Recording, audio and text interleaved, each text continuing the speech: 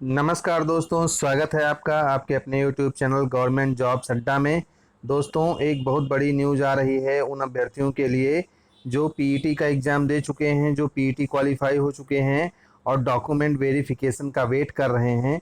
उनके लिए एक बहुत बड़ी सूचना आ रही है और वो सूचना ये है कि उनके डॉक्यूमेंट वेरिफिकेशन की डेट आ गई है। जी हाँ, 12 अप्रैल से डॉक्यूमेंट वेरिफिकेशन शुरू हो रहा है और इसकी ऑफिशियल डेट आ गई है। अभी मैं आपको दिखाता हूँ।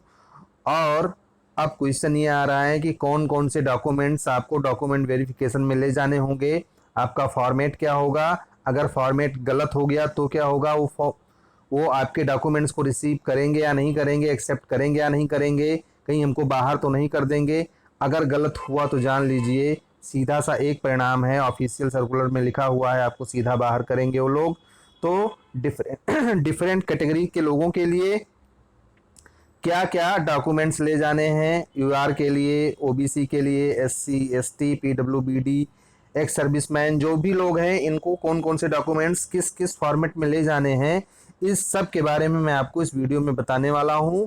और आपको ये भी दिखाने वाला हूं कि कब से ये शुरू हो रहा है, ऑफिशियल डेट कब की आई है। तो इस वीडियो को पूरा देखिएगा, सारे डाउट्स मैं आपके क्लियर करने वाला हूं इस वीडियो में दोस्तों।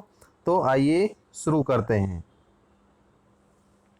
तो दोस्तों, ये है railway recruitment cell western railway की वेबसाइट जो अहमदाबाद रीजन में आता है। तो उसकी वेबसाइट पे अभी एक देखिए, यहाँ पे एक लाइन में चल रहा है, attention, tentative date of document verification of group D candidate from 12/4/2019 onwards. Link for downloading a call letter will be made available soon.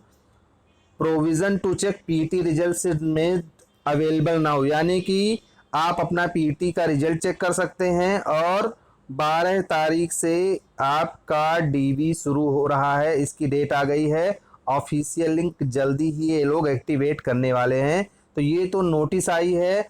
अब क्या क्या डॉक्यूमेंट्स लगेंगे, कैसे क्या आपको लेकर के जाना है, कैटेगरी वाइज मैं आपको बताने वाला हूँ। तो आइए उसको देख लेते हैं। सबसे पहले बात करते हैं कि यूआर कैंडिडेट्स के लिए क्या क्या लगेगा। जो लोग अनरिजर्व कैटेगरी से आते हैं उनको क्या क्या लेकर के जाना है, ये मैं आपको इस वीडियो में अब बता रहा हूं दोस्तों। तो देखिए, जो यूआर कैंडिडेट्स हैं जितने भी, उनको सबसे पहले तो मैट्रिकुलेशन यानी 10th का सर्टिफिकेट और मार्कशीट लेकर के जाना है। आधार कार्ड की ओरिजिनल कॉपी आपको लेकर के जानी है, डुप्लीकेट नहीं चलने वाली है। आपको इसकी फोटो कॉपीज भी ले जानी होगी, ये आपके आइडेंटिटी के लिए चेक होगा। और जो मेट्रिकुलेशन की सर्टिफिकेट होती है वो आपके नाम, आपके माता पिता के नाम, डेट ऑफ बर्थ, इन सब के लिए ज़रूरी होती है। उसकी चेकिंग आपके 10th के उससे होती है। अगर आपने 10th का सर्टिफिकेट नहीं भरा था, उसमें आईटीआई भरा था, तो आईटीआई का सर्टिफिकेट आपका लगेगा।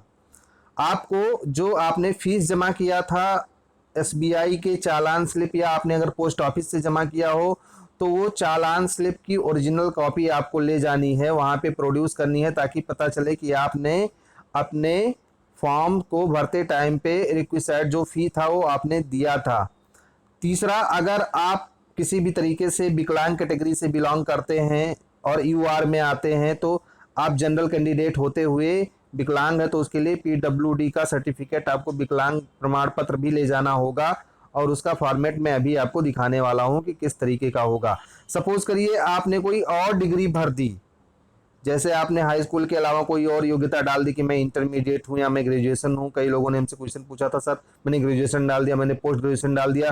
तो उसकी मार्कशीट और उसका सर्टिफिकेट, अगर आपके पास सर्टिफिकेट नहीं है तो उसका प्रोविजनल सर्टिफिकेट आपको लेकर के जाना है। और ये अनिवार्य है, इसमें कहीं से भी छूट आपको मिलने वाली नहीं है। तो अदर डिग्री अगर आपने फॉर्म में फिल कर रखा हो तो उसको देख लीजिए और वो आपको ले करके जाना होगा। अगर इसमें से आपने कहीं भी कोई भी चीज़ मिस कर दी तो आपको सीधा रिजेक्ट कर दिया जाएगा वहाँ से।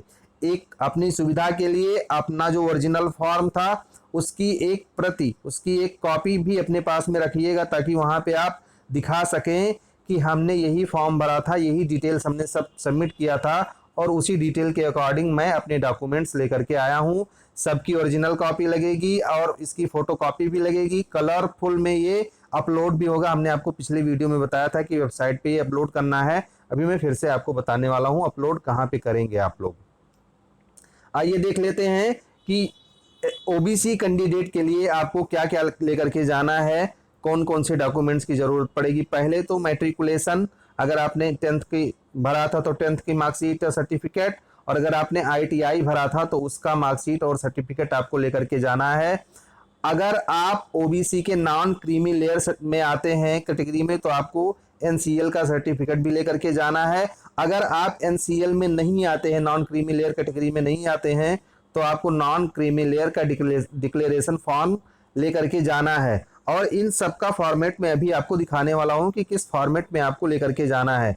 अगर आपने economically backward class EBC category को टिक कर दिया था फीस जमा करने से पहले, तो यानी कि आपको फीस कम देनी पड़ी होगी, उसके लिए आपको इनकम सर्टिफिकेट भी लेकर के जाना है। अगर आप नहीं ले जाएंगे तो ये माना जाएगा कि आपने फीस में चोरी करी है और आपको सीधे बाहर कर दिया जाएगा, रिजेक्ट कर दिया जाएगा। आधार कार्ड की ओरिजिनल कॉपी, उसकी डुप्लीकेट कॉपी यानी उसका फोटो कॉपी ले जाना है। आपको पेमेंट स्लिप की रिसिप्ट ले जानी है। अगर आप विकलांग कैंडिडेट हैं तो आपको अपने विकलांग प्रमाण पत्र को ले जाना है। और जैसा कि अभी हमने पहले बताया कि अगर आपने कोई और डिग्री डाली है उसमें, तो उस डिग्री के मार्कशीट और सर्टिफिकेट को भी आपको लेकर के जाना है।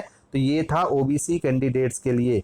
आइए अब देख लेते हैं एससी और एसटी कैंडिडेट्स को कौन कौन से सर्टिफिकेट्स वहां पे शो करने होंगे।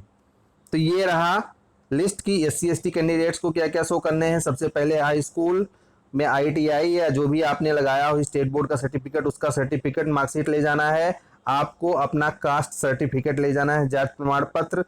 आपको अगर आपने ईबीसी कैटेगरी फिल किया था यानी इकोनॉमिकली बैकवर्ड क्लास वाले कैटेगरी में आपने फीस में कंसेशन लिया था तो आपको उसका सर्टिफिकेट ले जाना है। आधार कार्ड की मूल कॉपी, उसका फोटो कॉपी, रिसीप्ट आपको ले जाना है। एसबीआई चालान स्लिप या आपने जो भी अगर आपने डाकघर में जमा किया हो तो उसकी, या अगर आप विकलांग कैटेगरी से हैं तो उसका एक अलग से प्रमाण पत्र, और अगर आपने कोई अलग डिग्री लगाई हो तो उसका भी फोटोकॉपी मार्कशीट का और सर्टिफिकेट का ले जाना होगा, ओरिजिनल भी ले जाना होगा। और सभी लोगों से, चाहे एससी हो, एसटी हो, ओबीसी हो, यूआर कैंडिडेट्स हो, एक्स सर्विसमैन हो, पीडब्ल्यूबीडी हो, कोई भी हो, सबसे मैं रिक्वेस्ट करना चाह रहा हूं कि अपनी असुविधा से बचने के लिए जो आपने फॉर्म भरा था उसकी एक कॉपी लेते जाइएगा, ताकि अगर वो कहते हैं कि आपने दूसरा डिटेल फिल किया था तो आप उनको शो कर सकें। तो ये चीज़ें आपको लेकर के वहाँ जानी ही जानी है। अब कुछ ऐसे क्वेश्चंस हैं जो आप हमसे जानना चाह रहे हैं, तो मैं उन क्वेश्चंस के आंसर आपको देता हूं दोस्तों। पहली बात है कि बहुत सारे लोग ये पूछते हैं सर कितने पुराने डॉक्यूमेंट्स चलेंगे। तो अब इसका आंसर ये है कि अगर आपने देखा होगा फॉर्मेट, तो आपको एसएससी का फॉर्मेट या कोई भी जो जिस भी फॉर्मेट में आपने पहले बनवाया होगा, सबसे पहले तो उस फॉर्मेट को चेक कर लीजिए कि जो रेलवे वाला फॉर्मेट है उससे मैच कर रहा है कि नहीं।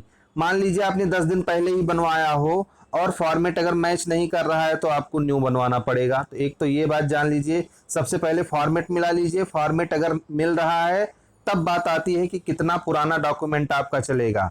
अब अगर फॉर्मेट आपका मिल गया, फिर आप ये मान करके चलिए कि अगर 1 साल से ज़्यादा पुराना है आपका, 1 ईयर से ज़्यादा पुराना सर्टिफिकेट है कोई भी, तो अपनी असुविधा से बचने के लिए आप नया बनवा लीजिए। क्योंकि वहाँ पे वो क्या कह दें, उनके पास गजटेड नोटिफिकेशन होगा, आपके पास ऐसी कोई सूचना नहीं है। तो अगर 1 साल से ज़्यादा पुराना हो गया है तो इस मौके को हाथ से आपको खोना नहीं है, इसलिए नया बनवा लें। अगर ये 1 साल से पुराना आपका कोई भी सर्टिफिकेट है, फॉर्मेट मिल रहा हो तो भी। तो ये तो हो गई बात कि कितने पुराने डॉक्यूमेंट्स आपके चलेंगे। एक और बात जान लीजिए कि अगर आपके पास ओरिजिनल डॉक्यूमेंट किसी का नहीं है, कोई ओरिजिनल सर्टिफिकेट नहीं है, जैसे आपने ग्रेजुएशन लगा दिया तो उसका प्रोविजनल आपको लगाना है। और प्रोविजनल कुल मिलाकर के 6 महीने के लिए ही मान्य होता है। तो अगर आपने प्रोविजनल डिग्री लगाई है तो 6 मंथ से ज़्यादा पुराना हो गया 6 महीने से, तो आपको नया बनवाना पड़ेगा। उस केस में 6 ही महीने की वैलिडिटी होती है। दूसरा क्वेश्चन पूछा है कि डॉक्यूमेंट के फॉर्मेट्स कहाँ से लें।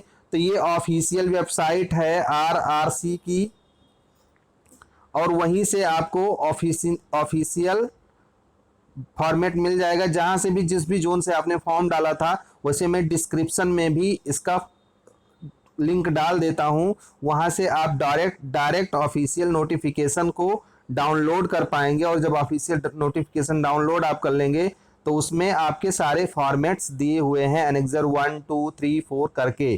तो ये मैं दे दे रहा हूँ, वहां से आप लोग इसको डाउनलोड कर लीजिएगा दोस्तों। अब देख लीजिए कि डॉक्यूमेंट्स के फॉर्मेट तो आपको पता चल गया। डॉक्यूमेंट का दूसरा फॉर्मेट चलेगा। पूछा जाता है कि डॉक्यूमेंट जो हमारे पास में है अगर उस फॉर्मेट में ना होकर के दूसरे फॉर्मेट में हो, या हमारे यहाँ के एसडीएम तहसीलदार नायब तहसीलदार जो भी हैं वो लोग दूसरा फॉर्मेट नहीं बना रहे तो चलेगा? बिल्कुल नहीं चलेगा। रेलवे सीधे सीधे रिजेक्ट कर देगी आपको। सब कुछ होने के बावजूद आप वहां से बाहर हो जाएंगे, ये ऑफिशियल नोटिफिकेशन में दिया गया है। तो अगर आपके पास नहीं है तो ये बिल्कुल चलने वाला नहीं। उसी में बनवाइए, उनको ले जा करके अपना एडमिट कार्ड दिखाइए, रिजल्ट दिखाइए और नोटिफिकेशन दिखाइए कि अगर आप ऐसा नहीं करेंगे तो हमको बाहर कर दिया जाएगा, उनको बनाना पड़ेगा। तो ये हो गई। और मैं आपको दिखा देता हूं अगला लिखा हुआ अलग अलग सर्टिफिकेट में नाम अलग अलग है। तो क्या होगा, मान लिया आपका नाम है राजकुमार एक में और बीच में गैप है, अगले सर्टिफिकेट में गैप नहीं है। अगर ऐसा कुछ है तो आपको कोई प्रॉब्लम होने वाली नहीं है। लेकिन अगर आपके हाई स्कूल में नाम दूसरा है, बाकी और जो सर्टिफिकेट्स आपने लगाए उसमें नाम दूसरा है, आधार कार्ड में नाम दूसरा है, तो ये चलने वाला नहीं है। इसको सही करवा करके ले जाइए। आपके आधार कार्ड का नाम आपके सर्टिफिकेट के नाम से और डेट ऑफ बर्थ दोनों ये मैच करना चाहिए। अगर ये मैच नहीं कर रहा है तो आप ट्रबल में आ सकते हो। यानी डीओबी और नेम ये दोनों मैच करना चाहिए हाई स्कूल की मार्कशीट या सर्टिफिकेट से और आपके आधार कार्ड से।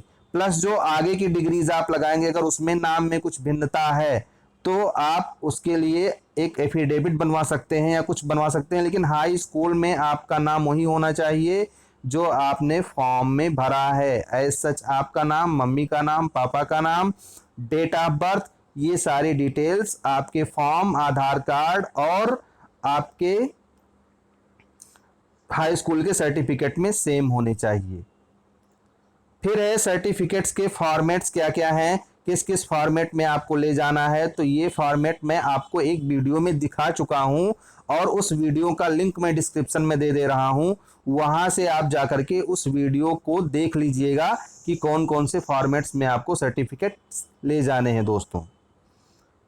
फिर एफिडेविट की भी जरूरत है। बहुत सारे लोगों ने क्वेश्चन पूछा है तो एफिडेविट की जरूरत तब है, जैसे हमने आपको बताया, सपोज करिए आपको प्रोविजनल डिग्री नहीं मिल पाई, ओरिजिनल 3 साल बाद आता है तो एफिडेविट से काम हो जाएगा। या आपके हाई स्कूल में नाम वो है जो आपने फॉर्म में भरा है, लेकिन इंटर या बीए या बीएससी में जो आपने किया हुआ है उसमें आपके नाम में स्पेलिंग मिसमैच हो गया है या स्पेस कम ज़्यादा हो गया है, ऐसा अगर कुछ है तो एक एफिडेविट बनवा लेंगे, उससे काम हो जाएगा। बाद में आपको ओरिजिनल लगाना पड़ेगा। लेकिन हाई स्कूल की जो मार्कशीट या आईटीआई की मार्कशीट या सर्टिफिकेट है उसमें कोई करेक्शन नहीं चलेगा, ना रोल नंबर का, ना पासिंग मार्क का, ना किसी भी तरीके का उसमें करेक्शन चलने वाला नहीं है। अगर ऐसा है तो आपको सीधे रिजेक्ट किया जाएगा वहां से।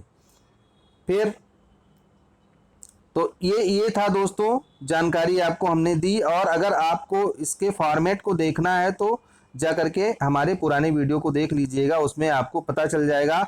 12 अप्रैल से आपका डीवी शुरू हो रहा है। आप अभी भी आपके पास में टाइम है 6-7 दिन का, तो उसमें आप अपनी तैयारी कर लीजिए और उसमें आप अपने सर्टिफिकेट्स को बनवा लीजिए। मैं एक बार फिर से आपको ये सारी चीज़ें दिखा दे रहा हूँ कि कौन कौन से सर्टिफिकेट्स किस फॉर्मेट में आपके लगेंगे दोस्तों। तो इसी के साथ ये वीडियो ख़त्म होता है। मिलता हूँ फिर किसी वीडियो में, तब तक के लिए नमस्कार दोस्तों।